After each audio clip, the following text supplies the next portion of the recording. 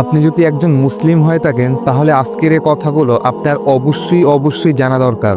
তো আজকে আমি এই ভিডিওর মধ্যে আপনাদেরকে নফসকে নিজের কন্ট্রোলে রাখার 15টি কৌশল সম্পর্কে বলবো। তো আমরা বেশিরভাগ মানুষই এই নফস জিনিসটা কি এটা সম্পর্কে কারো ধারণা নেই। তাই চলুন এর আগে জেনে নেওয়া যাক নফস কাকে বলে বা এর কাজই কি। নফস মূলত দুই প্রকার, নফসে আম্মারা, নফসে লাওয়ামা। নফসে আম্মারা হলো যা আমাদেরকে অসৎ কাজ করার প্রতি উদ্বুদ্ধ করে থাকে, আর নফসে লাওয়ামা হলো যা আমাদেরকে ভালো কাজ করার জন্য উৎসাহিত করে। আর সাধারণত আমরা নফস বলতে নফসে আম্মারাকেই বুঝাই, যার কাছে আমরা বিজয়ের তুলনায় পরাজয় বরণের বেশি করে থাকি। তাই আপনাদের আজ এমন কিছু টিপস শিখিয়ে দিব যেগুলো ফলো করার মাধ্যমে খুব সহজেই আপনারা নফসের ওপর বিজয় লাভ করতে পারবেন। 1 নাম্বার, ফজরের পরে না ঘুমানোর অভ্যাস করুন। প্রয়োজনে কায়রোলা তথা দুপুরে সামান্য ঘুমিয়ে নিন।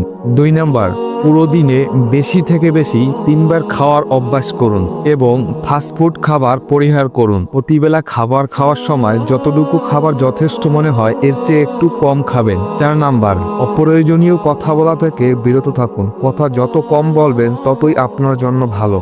5 নাম্বার, সকাল সন্ধ্যার জিকিরাজগারগুলো পাঠ করুন। এতে করে আপনার মন খুব ফ্রেশ থাকবে, তাই অবশ্যই জিকিরের অভ্যাস করুন।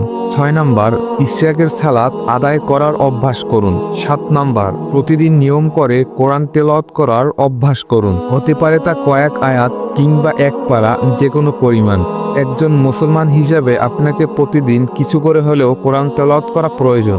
8 নাম্বার, ঘুমের পরিমাণ আপনাকে কমিয়ে দিতে হবে। আপনি যদি অতিরিক্ত ঘুমান তাহলে আপনার সব দিক থেকেই ক্ষতি, তাই অবশ্যই আপনাকে ঘুমের পরিমাণ কমিয়ে দিতে হবে। 9 নাম্বার, ফজরের পরে কিছুক্ষণ ব্যায়ামের অভ্যাস করুন। 10 নাম্বার, দৃষ্টি অবনত রাখুন। না পারলে ওই সকল জায়গায় এড়িয়ে চলুন যেসব জায়গায় ফিতনার আশঙ্কা আছে। 11 নাম্বার, সোশ্যাল মিডিয়ায় অ্যাক্টিভিটি কমিয়ে ফেলুন, কারণ এই সোশ্যাল মিডিয়ায় আপনাকে সব থেকে বড় ক্ষতি করে। আপনি সোশ্যাল মিডিয়ায় যত অ্যাক্টিভিটি কম থাকবেন ততই আপনার জন্য ভালো।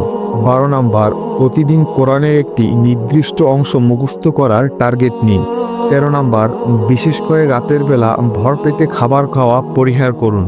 14 নাম্বার, রাতে ঘুমানোর পূর্বে অজু করে 2 রাকাত নফল সালাত আদায় করে নিন এবং ঘুম না আসা পর্যন্ত আস্তাগফিরুল্লাহ পড়তে থাকুন। 15 নাম্বার ও সর্বশেষ নির্দেশ হলো নিয়মিত তাহাজ্জুদের সালাত আদায় করার অভ্যাস করুন।